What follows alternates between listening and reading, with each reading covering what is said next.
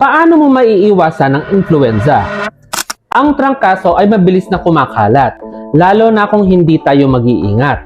Ang influenza ay isang viral infection na kumakalat sa pamamagitan ng droplets mula sa ubo, bahing o paghawak sa kontaminadong bagay. Ayon sa WHO, ang pangunahing paraan upang maiwasan ang pagkalat ng flu ay, una, magpabakuna taon-taon. Ang flu vaccine ang pinaka-effective na proteksyon. Pangalawa, ugaliing maghugas ng kamay. Ang virus kasi mayroong dumidikit sa kamay at kumakalat sa pamamagitan ng paghawak ng mukha. Pangatlo, takpan ang bibig at ilong kapag umuubo o bumabahing. Kailangan mong gumamit ng siko o tissue upang maiwasan ang pagkalat ng droplets. Pang-apat, iwasan ang pakikisalamuha sa may sakit. Kung meron kang simptomas ng flu, manatili na lang sa bahay. Ang point dito, ang simpleng pag-iingat ay maaring makasagip ng buhay.